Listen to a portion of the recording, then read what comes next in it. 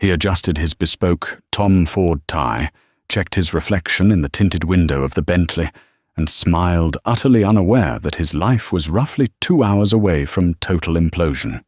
Atticus believed tonight was his coronation, the night he would cement his status as CEO, while parading his stunning young mistress under the guise of an executive assistant. He thought his wife was at home, knitting in the suburbs. But Atticus forgot one crucial detail: the champagne in his glass, the diamond chandeliers above his head, and the very ground he walked on were all paid for by the woman he had betrayed. Welcome to the Obsidian Gala.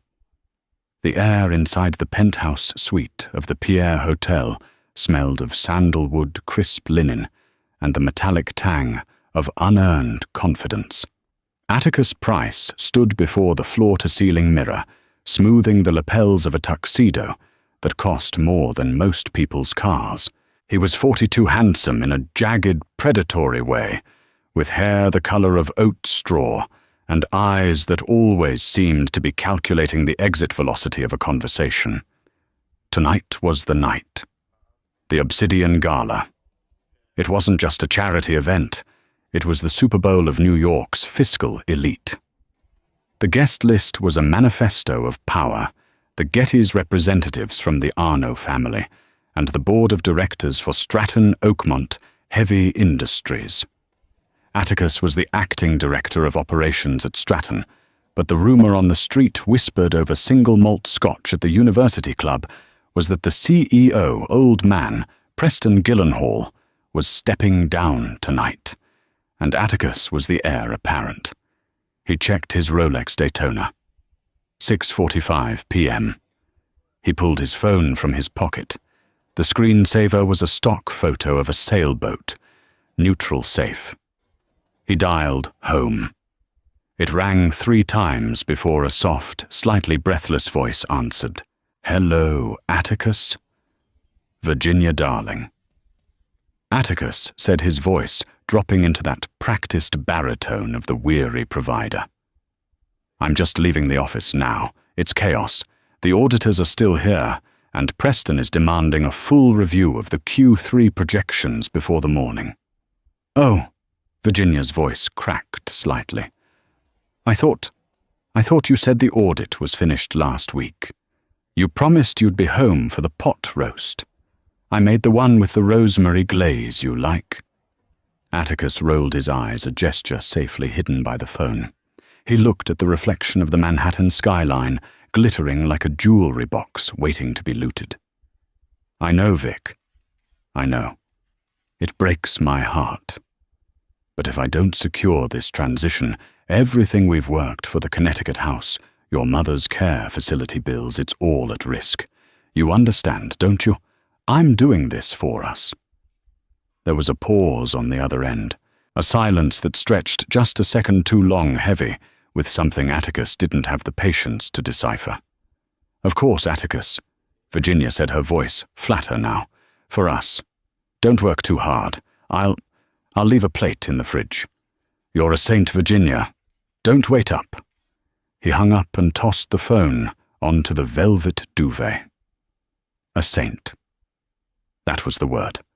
Virginia was reliable, quiet, and tragically plain.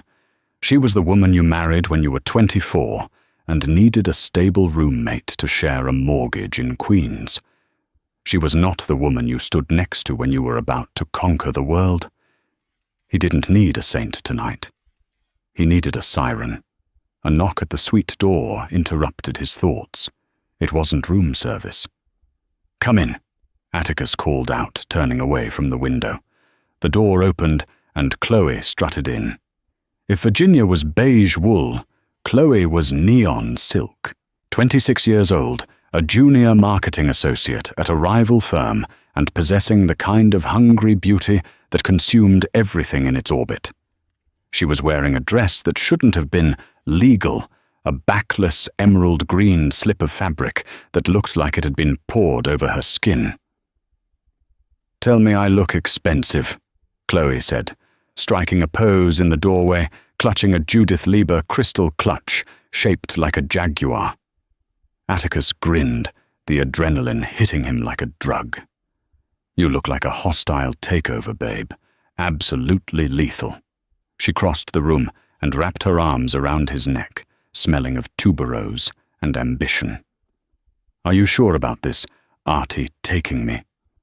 Won't people talk, I mean, your wife?"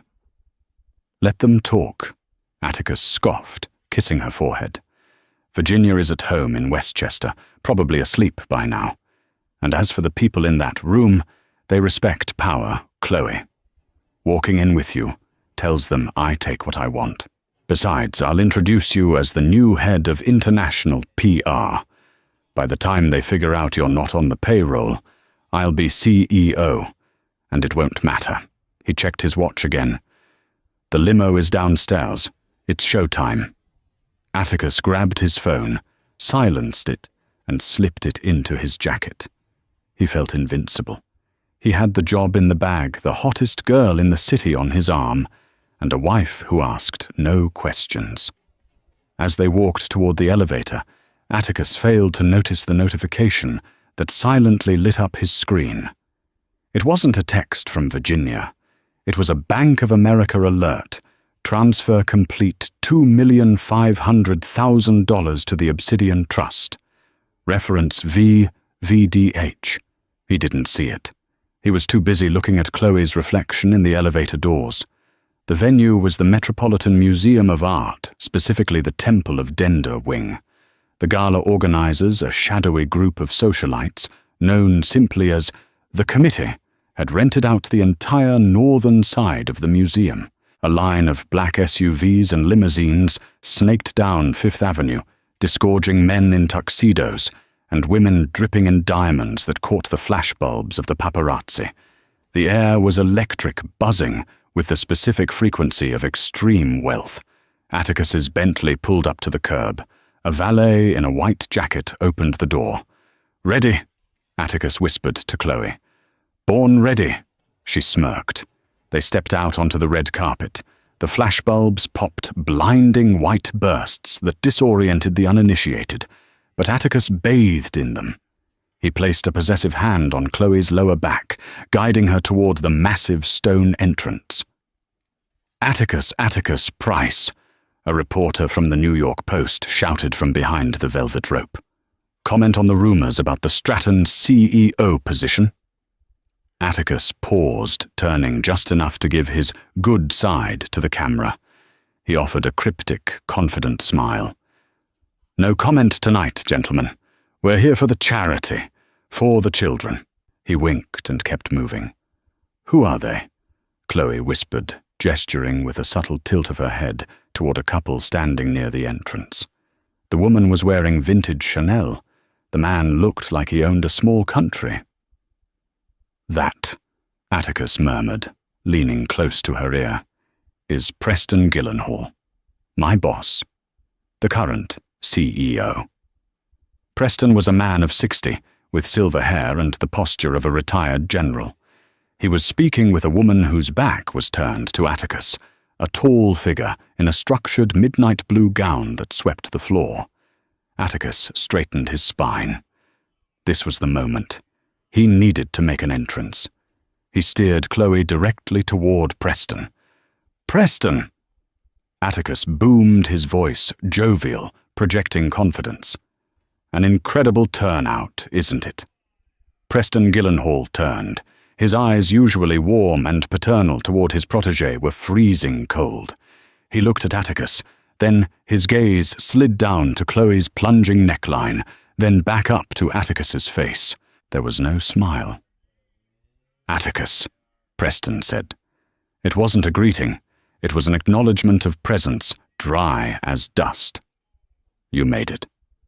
Wouldn't miss it for the world." Atticus beamed, oblivious to the temperature drop. "I'd like you to meet Chloe Vane. She's consulting with us on the European expansion markets. Brilliant mind." Chloe extended a manicured hand. "A pleasure, Mr. Gyllenhaal. Atticus speaks so highly of your leadership." Preston didn't take the hand immediately. He looked at it as if it were a dead fish offered on a platter. After a painfully long 3 seconds, he gave it a brief, limp shake. "Miss Vane? I wasn't aware we had hired external consultants. I thought our internal budget was frozen." Atticus laughed, a nervous barking sound. "Oh, you know how it is, Preston. You have to spend money to make money. Innovation doesn't sleep." "Indeed," Preston said. He shifted slightly, blocking the woman in the blue dress from their view almost protectively. "Atticus, enjoy the evening. I believe your table is in the West Annex." Atticus blinked. "The West Annex, but the board table is center stage, table 1. Table 1 is reserved for the founding benefactors," Preston said, his voice clipped. "And their families. The seating chart was finalized this morning. Enjoy the buffet, Atticus." With that, Preston turned his back on them, resuming his conversation with the woman in blue. Atticus stood there stunned. The West Annex was practically in the kitchen. It was where they put the junior associates and the donors who only gave 5 figures. It was an insult, a slap in the face. "What was that about?" Chloe hissed, her smile tight and fake for the cameras nearby. "I thought you said you were the golden boy. He looked at me like I was the help." "He's just stressed," Atticus muttered, though a cold knot of dread was tightening in his stomach. "Old man is losing his grip. Probably jealous. Come on, let's get a drink. Once the presentation starts, he'll have to call me up to the stage. He can't announce the transition without me." They moved toward the bar, weaving through the crowd. Atticus recognized faces everywhere, titans of industry tech moguls from Silicon Valley, even a minor European royal. But as he moved through the room, he felt a strange ripple. People were looking at him. Not with the envy he expected, but with something else. Amusement, Uté. He grabbed a flute of Dom Perignon from a passing waiter and downed half of it in one gulp. "Atticus, look," Chloe said, nudging him. She was pointing toward a large digital display near the stage. It was scrolling through the names of the Diamond Tier sponsors, those who had donated over $2 million to the evening's cause, the Luminary Arts Initiative. Atticus glanced up, uninterested. "Tax write-offs, babe. Boring. No, look at the top name," she insisted. Atticus squinted. The screen refreshed, and the top name faded in with gold animated letters. Diamond Benefactor, the Van der Hoven Estate. Atticus frowned.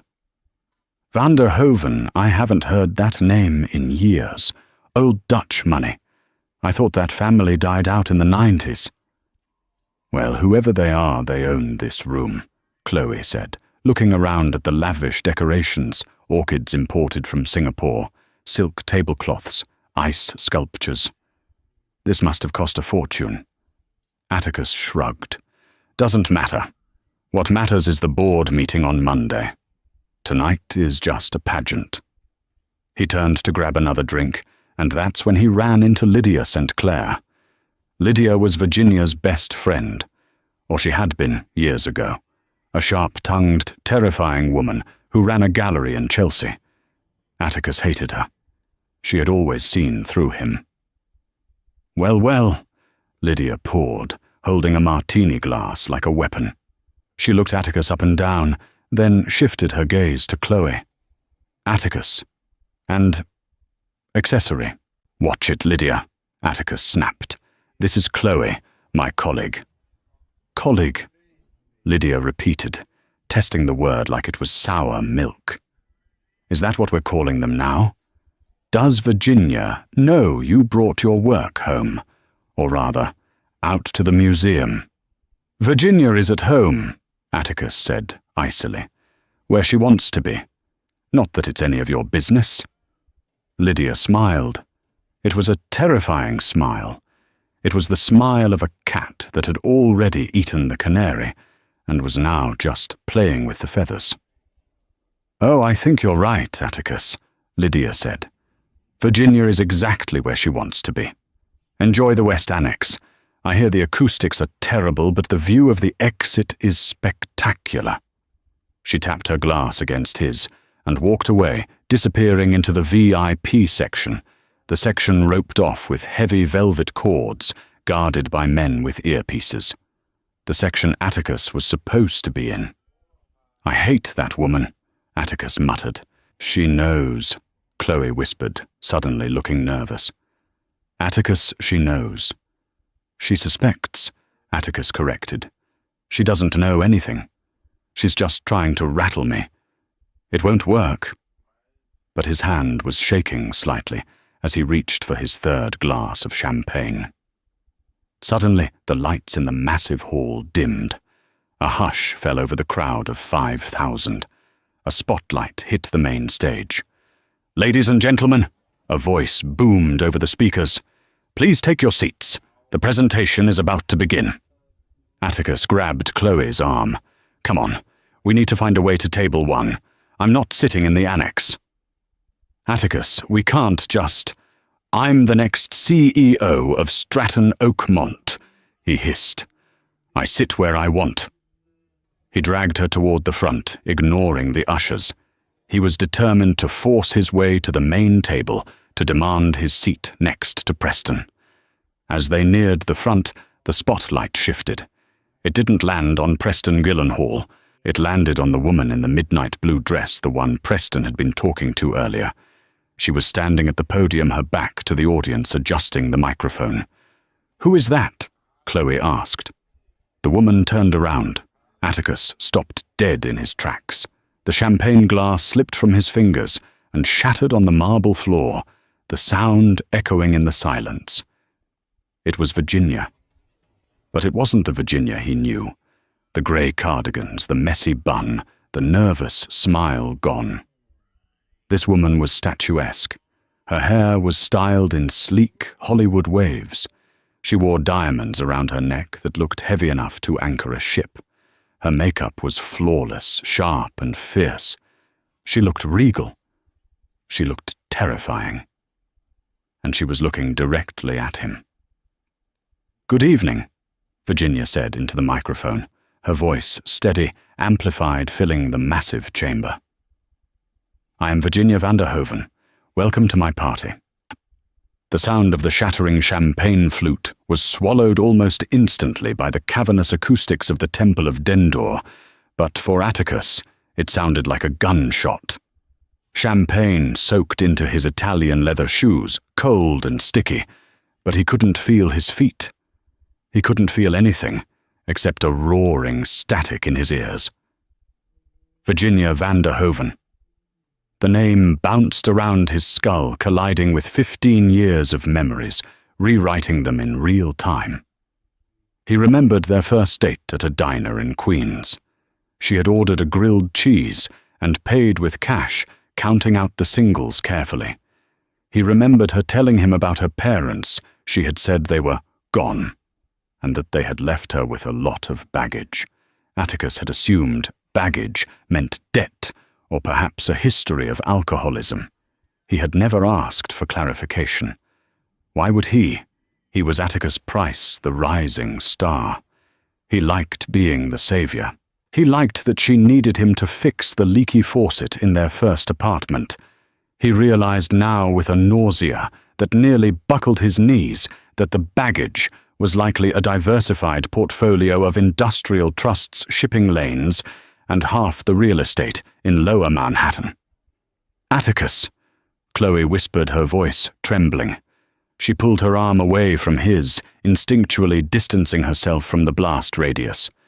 "Atticus, isn't that your wife? Why is she using a different name? Why is she up there?" I don't—" Atticus stammered. His mouth was dry as sand. Around them, the whispers of the elite began to rise like steam. "Vanderhoven. I thought the line ended with old Cornelius." A woman in a red Valentino gown murmured to her husband just a few feet away. "No," the husband replied, adjusting his monocle An affectation, surely, but one that signaled old money. There was a daughter, ran away in her 20s, wanted to live a normal life. Disappeared off the grid. Rumor was she married a nobody. Some salaryman. Some salaryman. The words hit Atticus like a physical blow. He looked up at the stage. Virginia knew this woman stood comfortably in the spotlight. She didn't have the hunched shoulders she wore at the kitchen table. She stood with the posture of a woman who owned the ground beneath her feet. Preston Gyllenhaal, the man Atticus had spent 5 years sycophantically courting, stepped up to the edge of the stage, clapping enthusiastically. He looked up at Virginia, not with the condescension of a boss, but with the reverence of a subordinate. "Oh my God," Atticus breathed. "She owns Stratton." "What?" Chloe hissed. "Stratton Oakmont." Atticus said, his voice rising in hysteria. "The company. My company. The Vanderhoven Trust was the original angel investor in the 1940s. I saw it on the old letterheads in the archives, but I never made the connection." He turned to look at Chloe, desperate for an ally, but Chloe was looking at him with a dawning expression of horror and disgust. She wasn't disgusted by the deception. She was disgusted by his incompetence. In her eyes, Atticus had transformed from a powerful executive into a court jester who didn't know the Queen was sleeping in his bed. "You didn't know?" Chloe asked, her voice dropping to a lethal whisper. "You've been married to one of the richest women in America for 15 years, and you didn't know." "She lied to me," Atticus snapped, though he kept his voice low. "She pretended to be poor. She clipped coupons for God's sake. She didn't lie." Atticus, a smooth, venomous voice, came from his left. It was Lydia St. Clair again. She had looped back from the VIP section, likely unable to resist the spectacle of Atticus's disintegration. She took a sip of her martini, her eyes dancing with malicious delight. "Virginia never said she was poor," Lydia said, leaning in close. "She said she lived simply. There's a difference. You just never bothered to ask the follow-up questions because you were too busy listening to the sound of your own voice." "Lydia." Atticus warned, "Tell me what is going on." "What's going on?" Lydia said, gesturing to the stage with her olive pick, "is that the board of directors was getting tired of the stagnant growth at Stratton. They wanted a shake-up. Virginia has been a silent partner for years, content to let the boys play with their toys. But when she found out her husband, the acting director of operations, was funneling company funds into business trips to Cabo with a 20-year-old marketing assistant." Lydia's eyes flicked to Chloe. She decided it was time to stop being silent. Atticus felt the blood drain from his face. "She knows about Cabo." "Atticus?" Lydia laughed softly. "She paid for the hotel. Who do you think owns the resort? It's a holding of the VDH Group. You put the room service on the corporate card. You literally billed your wife for the champagne you drank off your mistress's stomach." Chloe audibly gasped. She took a step back, her heel catching on the edge of the red carpet. "You billed—" "Oh my God, I need to leave." "Chloe, wait." Atticus grabbed her wrist. "Don't make a scene. Let go of me." Chloe yanked her arm, back her eyes wide. "You're done, Atticus. You're toast. I'm not going down with you." She turned and fled, pushing her way through the crowd of tuxedoed onlookers disappearing toward the exit. Atticus was left standing alone, surrounded by the scent of his spilled champagne and the heavy judgmental stares of New York's high society. On stage, Virginia tapped the microphone. The sound echoed like thunder. "Thank you all for coming," she said. Her voice was warm, yet it carried a steel edge that Atticus had never heard before. "Tonight is a celebration of clarity, of seeing things as they truly are." She looked out into the crowd. For a heartbeat, her eyes locked with Atticus's. There was no love in them. There was no anger either. There was only the clinical detachment of an auditor marking a file, void. The room went silent. 500 of the world's most influential people, billionaires, senators, celebrities, stopped breathing to listen to the woman in the midnight blue dress. Atticus stood frozen near the back by the pillar where his dignity had died moments ago.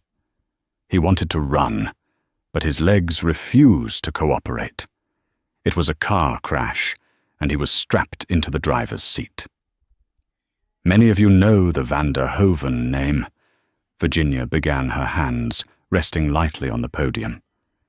My grandfather built an empire on steel and shipping. He believed in durability. He believed that if you build something strong, it withstands the storm.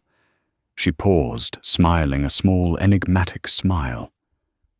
I walked away from this world 20 years ago, she continued. I wanted to understand what it meant to build something from nothing. I wanted to see if love and loyalty could exist without the scaffolding of wealth. I wanted to be chosen for me, not for the number on a balance sheet. A ripple of sympathetic murmurs went through the crowd. Atticus felt like vomiting. She was rewriting their history, turning their marriage into a social experiment. I found a simple life, Virginia said. I found a partner. Or so I thought. I invested in that partnership. I gave it my time, my patience, and my absolute trust. In finance, we call this sweat equity. You work hard hoping the investment matures. She clicked a remote in her hand. The massive screen behind her changed. It wasn't a spreadsheet. It was a photograph. It was a picture of Atticus and Virginia from 10 years ago, standing in front of their modest house in Westchester. They looked happy. Atticus looked younger, softer. Virginia looked adoring, but Virginia said, her voice dropping an octave, becoming darker. Any good investor knows the sunk cost fallacy. We hold on to bad assets because we are afraid to admit we made a mistake. We keep pouring resources into a failing venture because we remember the promise of the IPO. The screen changed again. This time it was a graph, a jagged red line plunging downward.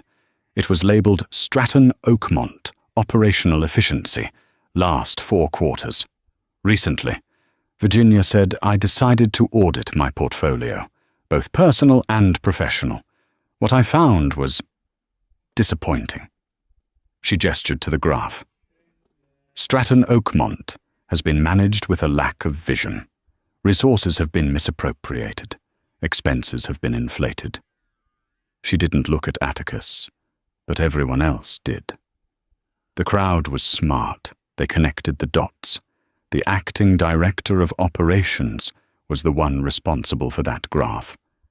I discovered that the leadership was distracted, Virginia said coolly, focusing on external pursuits rather than the core stability of the firm. Laughter rippled through the room, nervous, knowing laughter. So, Virginia announced, her voice strengthening, booming through the hall. I decided it was time to return. The silent partner is speaking up. She took a deep breath. Tonight I am announcing 2 major restructuring moves.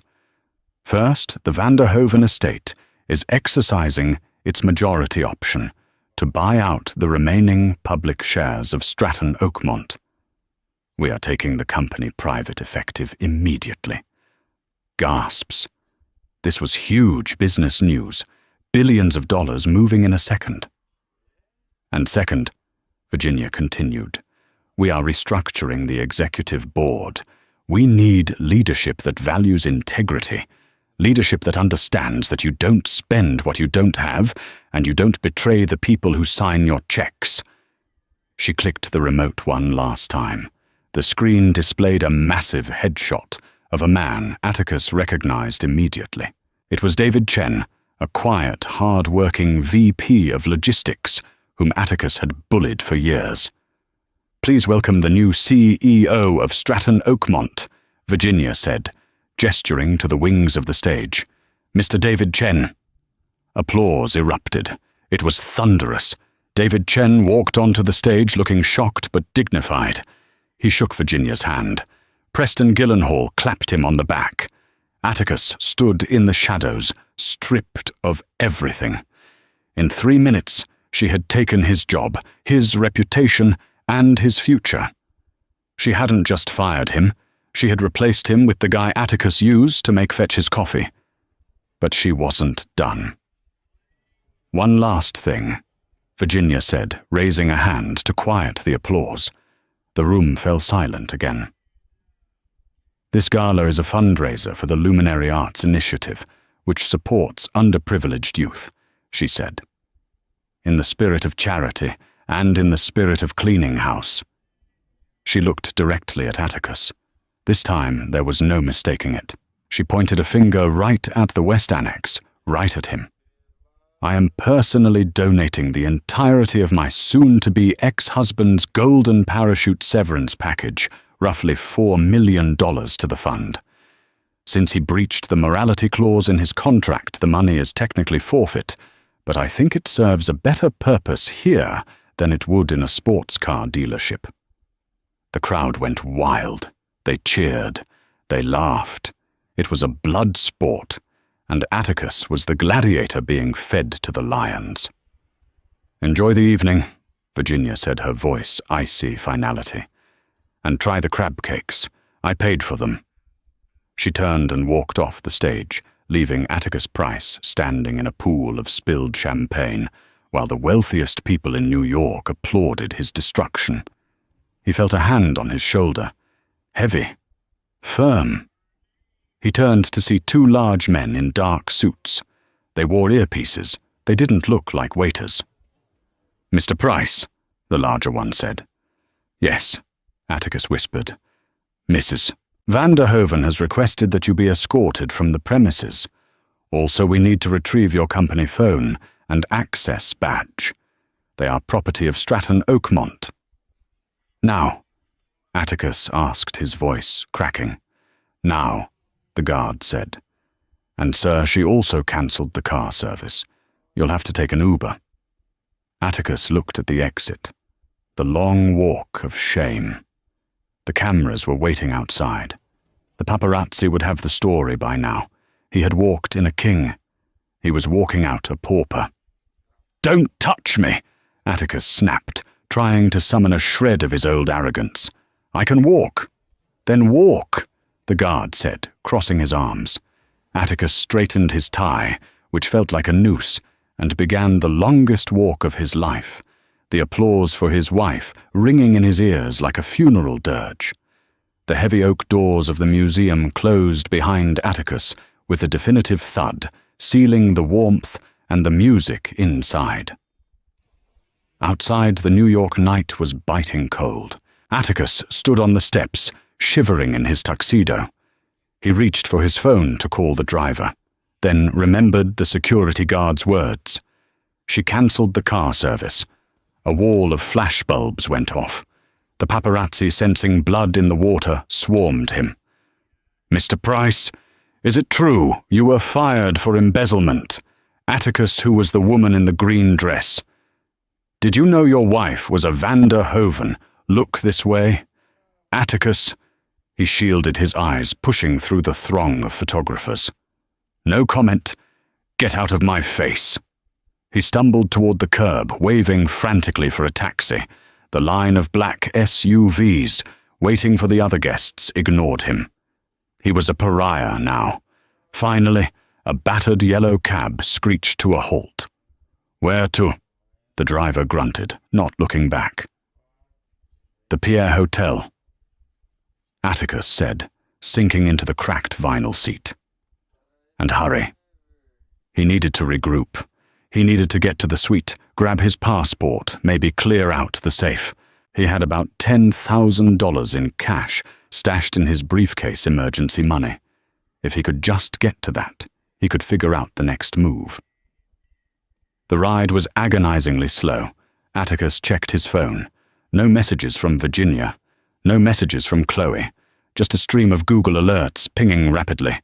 Alert Stratton Oakmont, stock. Halted pending governance review. Alert Who is Virginia? Vander Hoven, the secret heiress of New York. Alert Viral video.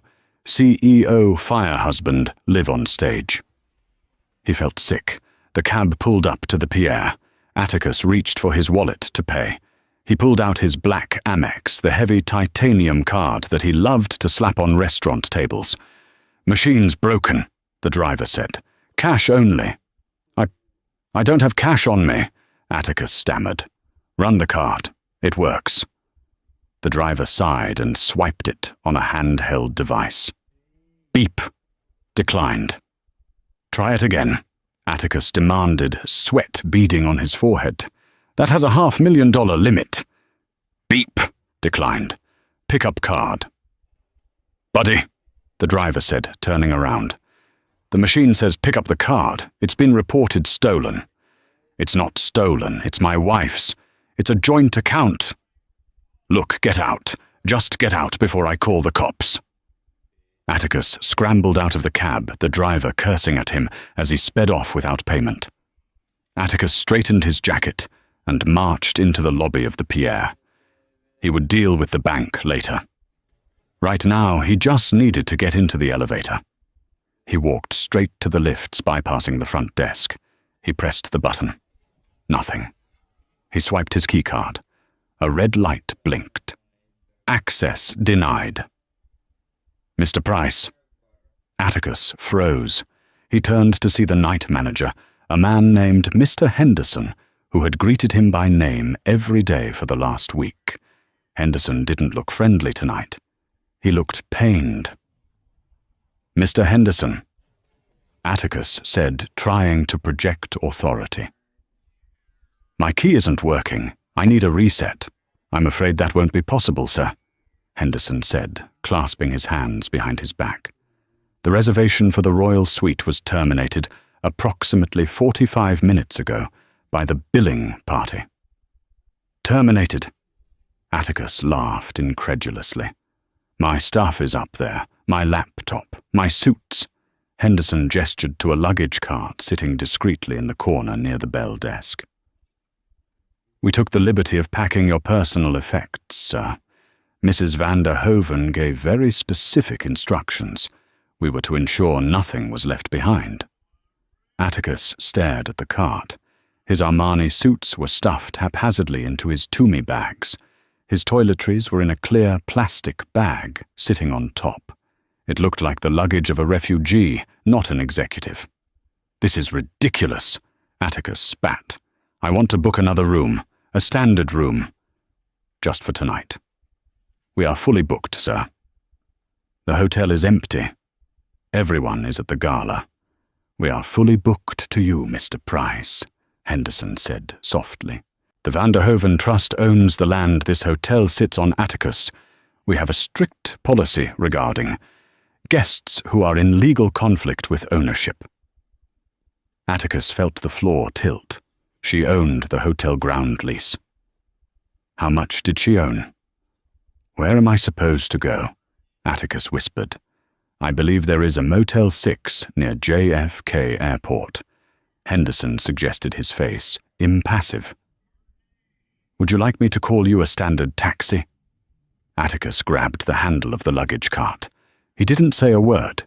He pushed it out the revolving doors back into the cold onto Fifth Avenue. He sat on his suitcase on the sidewalk, the wind whipping his face. He pulled out his phone again. He dialed Chloe. It rang once. Then, "The subscriber you have dialed is not accepting calls at this time." He checked Instagram. He searched for it Chloe_Vane_marketing. User not found. She had blocked him. He was sitting on a curb in a $5,000 tuxedo with nowhere to go, no money, and no friends. 3 days later, the fluorescent lights of the Queen's Motor Inn buzzed like an angry insect. Atticus sat on the edge of a mattress that sagged in the middle, staring at the stained carpet. He had sold his Rolex Daytona to a pawn shop on 8th Avenue for $4,000 a fraction of its value just to get some cash. That money was bleeding fast. He had spent the last 48 hours making calls. First he tried Cravath Swain and Moore. He managed to get a junior associate on the line. "I want to sue for wrongful termination and marital assets," Atticus had said, his voice hoarse. "There was no prenup. I'm entitled to half of Stratton, half of the trust." "One moment, Mr. Price," the associate said. A minute of hold music. Then the associate returned, voice chilly. "Sir, we cannot represent you. We are retained by the Van der Hoven estate for corporate governance." "Fine," Atticus snapped. He called Scadden Arps. "Conflict of interest, sir." He called Kirkland and Ellis. "We represent the bank that handles the trust." He called a high-profile divorce shark he had seen on TV. "Atticus, listen to me," the lawyer said candidly. "I'd love the publicity, but you have no case. I looked into the filings. Everything Virginia has, the trust, the company shares, the real estate, is separate property, inherited before the marriage. It was never commingled. You lived in a house she bought with a separate account. You drove cars leased by her trust. You have zero claim to the principal. And regarding the termination, you signed an employment contract with a morality and reputational harm clause.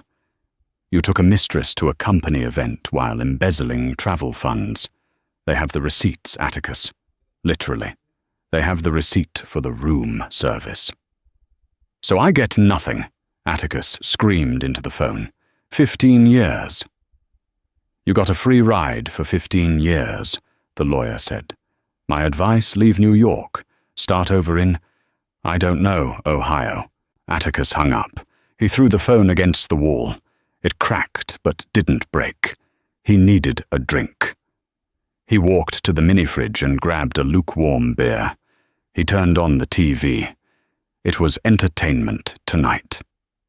And in viral news, the host chirped, "The mystery woman from the Red Wedding Gala speaks out." Atticus froze. On the screen, sitting in a soft-focus interview setup, was Chloe. She was wearing a modest white sweater, looking tearful and innocent. She wore no makeup. "I didn't know," Chloe sobbed on camera. "He told me they were separated. He told me she was abusive. I was just an employee. I was young and I was manipulated by a man in power." The chyron at the bottom of the screen read, "Chloe Vane, victim of power imbalance." "He told me he was the CEO," Chloe continued, wiping a tear. "I feel so terrible for Virginia. She's such a strong woman. I actually sent her a letter of apology, and she was gracious enough to reply." Atticus's jaw dropped. Chloe was pivoting. She was turning this into a #MeToo moment. She was erasing her own complicity and painting Atticus as the predator. "And now?" the interviewer asked. "Now I just want to move on," Chloe said, brightening up slightly. "I've actually been offered a position as a brand ambassador for a new clean beauty line, funded by the Luminary Arts Initiative." Atticus threw the beer bottle at the TV. It shattered the screen. She had switched sides. Virginia had bought her off. Or more likely, Virginia had offered her a dignified exit in exchange for burying Atticus. It was brilliant. It was ruthless. Atticus sat in the silence of the broken room. He realized then that he had never been the main character. He thought he was the Wolf of Wall Street. In reality, he was just the dog that Virginia had kept in the yard fed and housed until he bit the hand that fed him. And now he was being put down. His phone buzzed. A text message. It wasn't from a lawyer. It wasn't from Chloe. It was from a number he didn't recognize. "Mr. Price. This is Joseph from the Van der Hoven legal team. Attached is a settlement offer. It is a one-time offer. You have 24 hours to sign. If you contest, we will release the full internal audit of your spending to the district attorney. We believe grand larceny carries a sentence of 5 to 15 years. Atticus opened the attachment with trembling fingers. The settlement 1. Atticus Price agrees to an uncontested divorce. 2. Atticus Price waives all claims to spousal support. 3. Atticus Price signs a non-disclosure agreement regarding the internal operations of Stratton Oakmont. 4. In exchange, the Vanderhoven estate will not press criminal charges for the misappropriation of $245,000 in company funds. 5. Atticus Price will receive a lump sum payment of $50,000 to assist with relocation. $50,000. That was less than the cost of the earrings Virginia had worn on stage. It was an insult. It was mercy. Atticus looked around the motel room. He looked at the broken TV. He thought about prison. He hit reply. I'll sign. 1 year later, the sky over Dayton, Ohio, was the color of a bruised plum, a heavy, relentless gray that seemed to press down on the rooftops. It was raining again, a cold, needle-sharp drizzle that didn't sparkle like the summer storms in the Hamptons. It just soaked into the asphalt, turning the world into a blur of wet concrete and exhaust fumes. Inside O'Malley's Auto Parts, the fluorescent lights hummed with a headache-inducing flicker that Atticus had almost stopped noticing. The air here didn't smell of sandalwood or crisp linen anymore. It smelled of vulcanized rubber stale coffee and the metallic tang of motor oil. "Hey, buddy, I don't have all day," a voice snapped, cutting through the hum. Atticus blinked, pulling himself back from the window. Standing at the counter was a man in a grease-stained windbreaker, tapping a credit card impatiently against the Formica. "I asked if you have the carburetor for a '98 Chevy," the man grunted. "Or are you getting paid to stare at the rain?" Atticus Price, once the acting director of operations for a multi-billion-dollar conglomerate, a man who had commanded rooms of Harvard MBAs, with a raised eyebrow straightened his spine. He adjusted the collar of his blue polo shirt. It was a size too large, bunching unflatteringly at the shoulders, and the embroidered name tag on his chest read "Artie" in cheerful red stitching. "I apologize," Atticus said, his voice practiced and level. "I'll check the inventory in the back for you." "Yeah, you do that," the customer sneered, checking a bulky wristwatch that probably cost less than the socks Atticus used to wear. Atticus walked into the back storage room, the heavy steel door swinging shut behind him. The silence here was a relief. He moved down the aisles of boxed parts, his fingers trailing over the cardboard. His hands, once manicured weekly at a salon on Madison Avenue, were now dry and calloused. There was a permanent smudge of graphite under his left thumbnail that he couldn't scrub away. He found the part, a heavy, dusty block of metal, and paused for a moment, resting his forehead against the cool shelving unit. It had been a long year. The $50,000 from the settlement had evaporated with terrifying speed. Between the punitive taxes, the relocation costs to a state where his reputation hadn't yet poisoned the water, and the security deposit on a drafty one-bedroom apartment above a bakery, the money was gone in 6 months. He had tried to apply for consulting gigs remotely. He had sent out resumes to boutique firms in Chicago, Boston, even second-tier cities like St. Louis. But the internet never forgot. A simple Google search of Atticus Price brought up the videos, the memes, the headlines, the Gala grifter, the husband who fired himself. He was radioactive. The corporate world, which prided itself on risk management, viewed him as the ultimate liability. So he had fallen, until he landed here, ringing up spark plugs for minimum wage plus commission. Atticus dusted off the carburetor with a rag, took a deep breath, and walked back to the front. "Here you go," Atticus said, punching the code into the ancient register.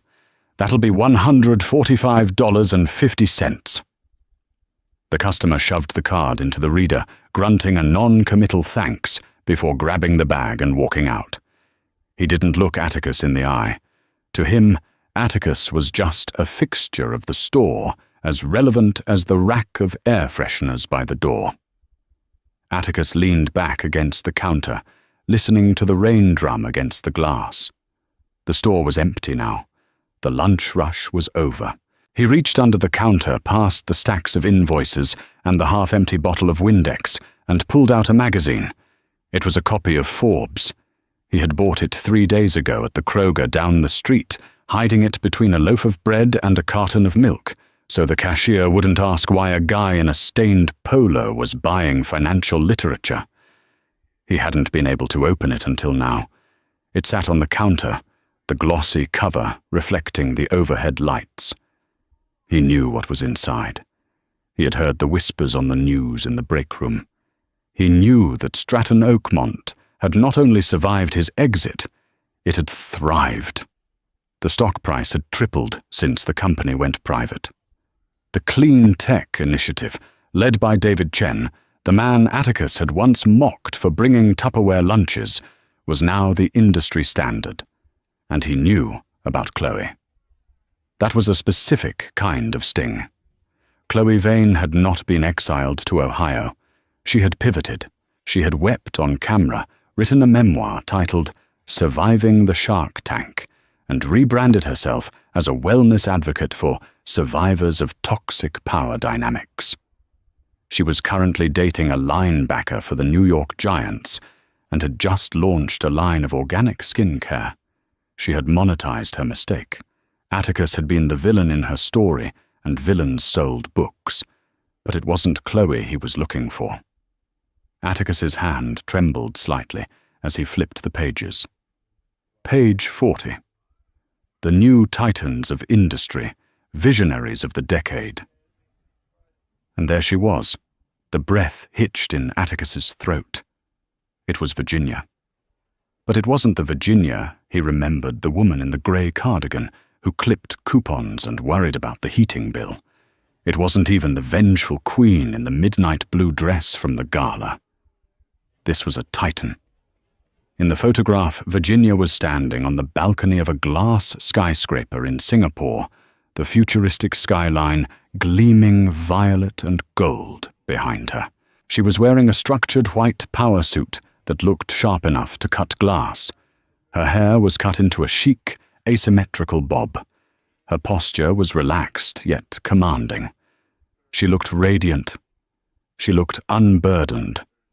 Atticus read the text, his finger tracing the lines, leaving a faint smudge on the glossy paper. Under the stewardship of Ms. van der Hoeven, the conglomerate has shifted its focus to sustainable infrastructure, posting record profits for the 4th consecutive quarter. When asked about her sudden re-emergence into the public eye after decades of privacy, Ms. van der Hoeven cites a personal awakening. Atticus skipped down the page, his heart hammering against his ribs. He was looking for his name. He needed to know he still existed in her world, even as a scar. He found it in the final paragraph, a footnote.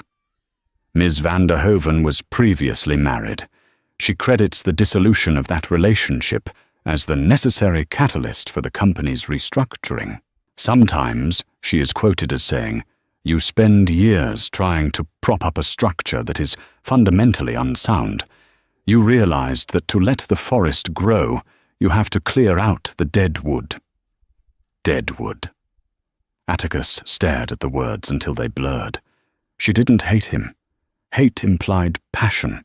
Hate implied that he still held power over her emotions. Dead wood was something you didn't hate. It was just something you removed because it was blocking the sun. It was an obstacle to growth. He realized then, with a clarity, that was more painful than the humiliation at the museum that he had never been the protagonist of this story. He had spent 15 years thinking he was the Wolf of Wall Street, the provider, the genius. In reality, he was the anchor dragging her down. He was the chaotic variable she had managed with patience until the math no longer made sense. She hadn't just survived him. She had ascended because she got rid of him. He closed the magazine slowly. He felt a stinging heat behind his eyes, but he refused to let the tears fall. There was no one here to pity him. There was no audience. The bell above the door jingled aggressively, shattering the moment. A blast of cold, damp air swept into the shop. "Hey, Artie!" the manager called out from the back office, his voice muffled by a mouthful of sandwich. "You mind taking this one? I got to hop on a supplier call." Atticus looked at the closed magazine one last time.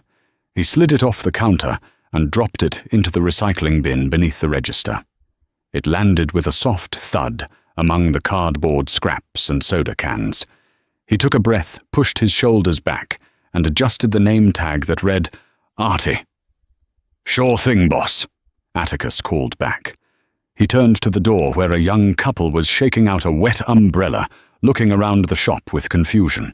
Atticus put on his smile, not the arrogant smirk of the executive, but the humble, genuine smile of a man who knows exactly how much a dollar is worth, because he has to stand on his feet for 8 hours to earn it.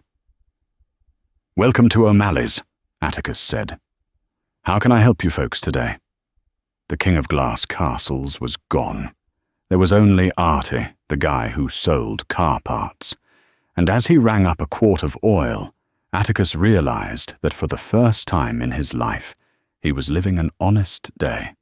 And that is the story of the Obsidian Gala, a brutal reminder that in the game of life, you should never mistake silence for weakness. Atticus thought he was playing chess, but he didn't realize he was just a pawn on Virginia's board the entire time. It's a lesson in hubris, loyalty, and the terrifying power of a woman who knows her worth. What do you think? Did Atticus deserve his fate, or was the punishment too harsh? And would you have forgiven him if you were Virginia? Let me know in the comments below. I read every single one, and I'd love to hear your take. If you enjoyed this story of high-stakes revenge and karma, please hit that like button. It really helps the channel grow. And don't forget to subscribe and ring the notification bell so you never miss a story. We have a crazy tale coming up next week about a lottery winner who hid his ticket in a place nobody would look.